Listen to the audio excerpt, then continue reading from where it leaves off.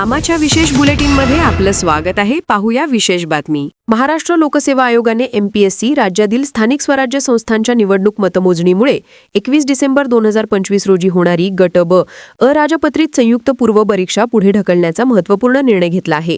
हा निर्णय राज्यातील सर्व जिल्हाधिकाऱ्यांशी चर्चा करून घेण्यात आला असून आयोगाने या संदर्भातील शुद्धीपत्रक संकेतस्थळावर प्रकाशित केले आहे. 21 डिसेंबर रोजी राज्यातील 246 नगरपालिका आणि 48 नगरपंचायतींची मतमोजणी आयोजित करण्यात आली आहे.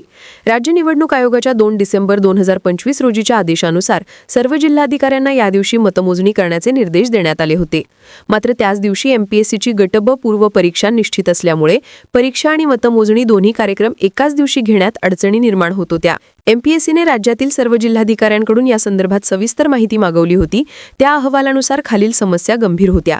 अनेक परीक्षा केंद्रे आणि मतमोजणी केंद्रे एकमेकांच्या अगदी जवळ, मतमोजणी दरम्यान लाऊडस्पीकरचा गोंगाट, विजयी उमेदवारांच्या मिरवणुका आणि संभाव्य गर्द वाहतूक कोंडीमुळे विद्यार्थ्यांच्या प्रवासात अडथळे, मतमोजणीमुळे प्रशासनिक कर्मचाऱ्यांची कमतरता, ज्यामुळे परीक्षेचे आयोजन सुरळीत होणे अवघड.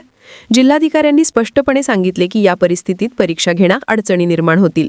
या सर्व वस्तुस्थितीचा विचार करून महाराष्ट्र लोकसेवा आयोगाने परीक्षा पुढे ढकलण्याचा निर्णय घेतला. आयोगाने परीक्षेच्या नव्या तारखा जाहीर केल्या आहेत.